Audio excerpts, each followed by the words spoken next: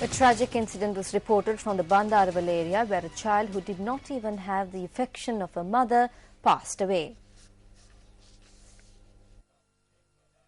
The infant was under the care of a children's home in Bandaravala. Police said that the infant was a 3-month-old girl. Police further stated that the mother of the infant was a 14-year-old. The infant had been handed over to the children's home following a court order. The Bandaravala police stated that the infant had passed away after being admitted to hospital. The magistrate inquiry into the death was held yesterday.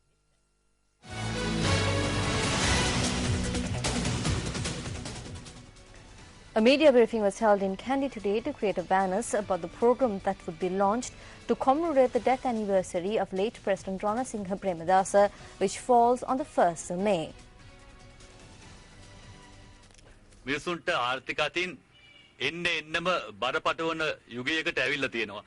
The people are economically burdened more and more.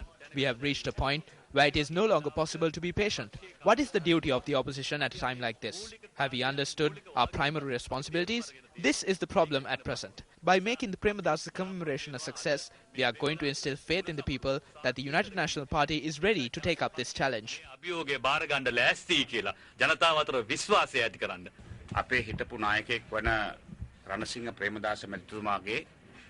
We have decided to hold the commemoration of late President Ranasinghe Premadasa in a gala manner on the 1st of May in Colombo. We are saddened by the fact that party leader Ranil Wickremesinghe has decided to take May Day celebrations to Jaffna. I don't think there has ever been a leader in this country who has worked so much. If we are unable to set aside May 1st for this president, then there is a serious problem about the manner in which the party is moving forward.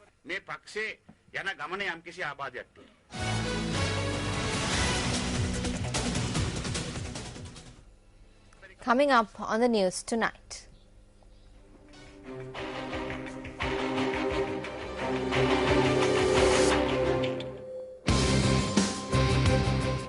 Suchi suffers illness on campaign trail.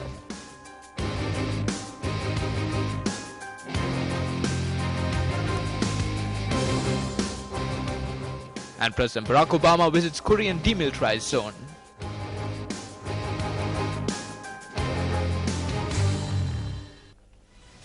You're watching News First, and up next is a look at Action TV.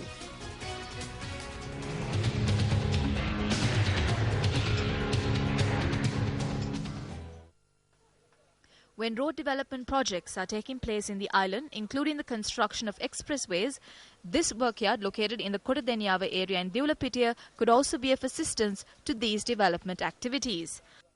However, the workers at this yard do not have a clear understanding about the decisions that have been taken on several occasions after 1994 pertaining to the existence of the workyard. The semi-government company, which consists of 5 workyards, including this one in Kotadenyava, was established in 1989 with the aim of using the machinery that was initially used for the Mahavali development project for the construction needs of the country. With the change in government in 1994, the complete ownership of the company was vested in the State Development and Creativity Corporation. Thereafter, the company operated under the directive of the Ministry of Irrigation, although 4 workyards belonging to the company were shut down in 2004. However, determination of the workers at the Kotadenyava workyard resulted in the company not shutting down. We informed the subject ministers the capacity of the crusher plant is 200 tons per hour. 280 to 300 cubes can be produced per day. After the State Development and Creativity Corporation came under the purview of the Ministry of Construction in 2007, the subject minister struck an agreement with a private entrepreneur in order to carry out further operations at the Kotadenyava workyard. But this agreement proved to be a recipe for disaster. Our salaries are given at around 10 or 11 o'clock in the night. We have to make a fire and wait near it until late in the night to receive our salaries. There is no electricity. They disconnected it. At a time when this company needs to be restored and its employees' problems be resolved, measures were taken over the past 2 years during the time of the current Minister of Construction to sell a stock of crushed stones to a private contractor. If the remaining stones are also taken away, then we might not even receive our salaries. On a previous occasion, we did not allow them to take away the stones until our salaries were paid. They initially said that they will take the stones, get the money and then pay our salaries, but they did not pay our salaries. Isn't it a crime that this crusher, which has the highest capacity in the country, along with several other machinery at the workyard that could be used for the massive development projects initiated in the country under the Mahinda Chintanaya, are now turning into scrap metal? Minister of Construction, Engineering Services, Housing and Common Amenities, this is over to you.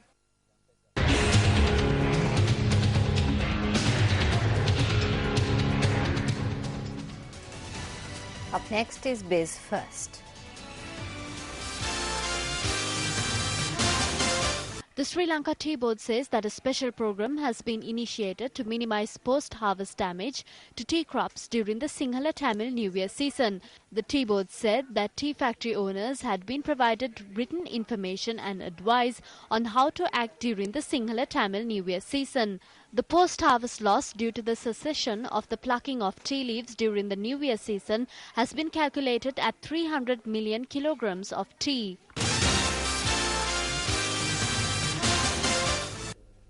The 2012 Walk of Aquinas University College was held today. The walk was held to commemorate the 58th Aquinas Day.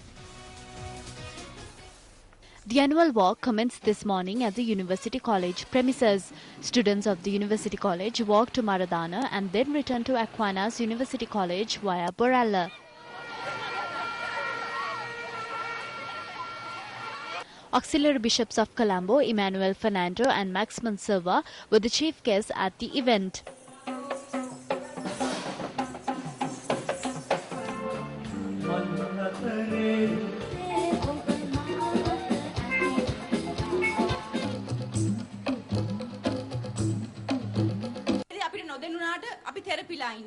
Even if we do not realize it, we are pressurized. How do we lift this? What are the challenges that I face as a young woman? I will speak to you about my experiences in winning these challenges. I went to Visakha Vidyalaya. I did my O-levels and A-levels there. I was the most rebellious student in the O-level and A-level classes at Visakha Vidyalaya. I was the one who was reprimanded every day. I was never top of my class. I was never in the top 10 or even the top 20. I was always in the top 30. I'm not ashamed to say this. I'm happy about where I am today. In a few more months, I will be a lawyer. I need to give you an example. You don't have to be first in class every day to come to a certain level. That is the truth.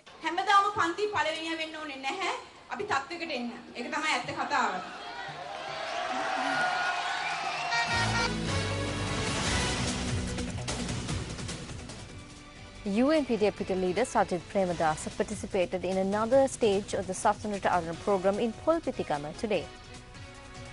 Under the Sasunata program, financial assistance was provided to the Polpitigama Hiralugama Gatakanda temple today.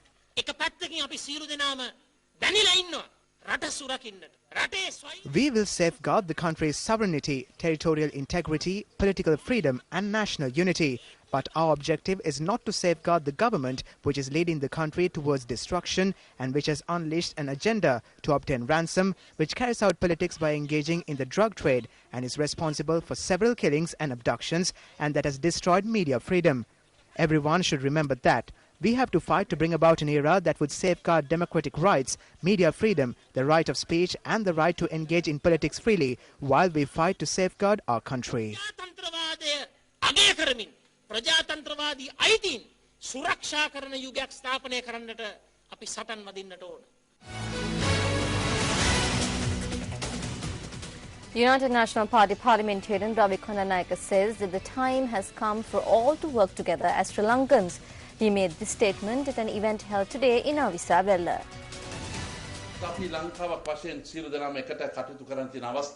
As a government and an opposition, we have shown previously an opportunity for all to work together as Sri Lankans. In spite of this, now the international community has a wrong view of Sri Lanka. Instead of scolding the world, we must all get together and resolve this issue. Instead of cursing the dark, if we can light a candle and follow the light forward, then it will be good for Sri Lanka. We must start thinking along the lines that although small Sri Lanka is part of the world is not in Sri Lanka. What I think is that the time has come for all to work together as Sri Lankans.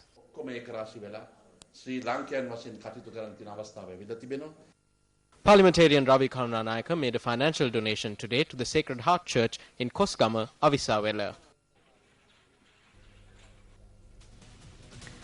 A clash erupted between two groups of UNP supporters in the Meegahawatara area in Medagama, Monragala. Police stated that they had launched investigations following a complaint lodged by UNP Uva Province Provincial Councillor Janaka Tissakuttiarachi regarding the clash. Janaka Tissakuttiarachi said that a group including parliamentarian Ranjit Bandara, who arrived at a function organised by him, attacked him, his brother and his supporters. One person was injured in the incident. One person was injured in the incident was admitted to the Bibila hospital. When an elder brother and another group had gone to the Meegahawatara area, district parliamentarian Ranjit Bandara had gone there with another group and assaulted them. They had torn my brother's shirt. When contacted, parliamentarian Ranjit Bandara said that these accusations are completely false. Some prospective candidates are deceiving the people. 2.5 years after the election, they returned to the district. The people in the village questioned why they return after so long. I am from the Monragala district and I can travel freely here. There was no clash and no incident. That is completely false. I think the village people rallied and chased them away. That is the problem.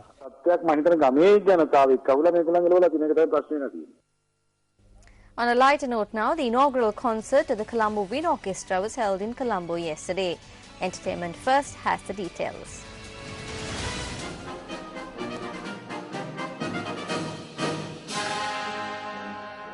The Colombo Wind Orchestra, which is supported by the Symphony Orchestra, featured nearly 50 musicians. Renowned Japanese conductor Keiko Kobayashi conducted the Colombo Wind Orchestra at the inaugural concert, which was staged at the Ladies' College Auditorium.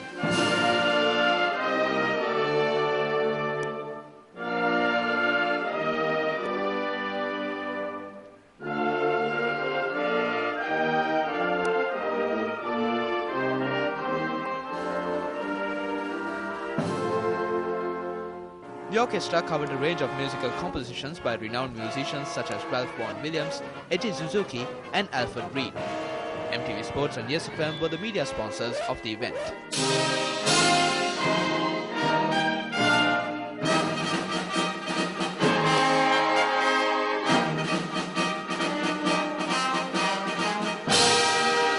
MTV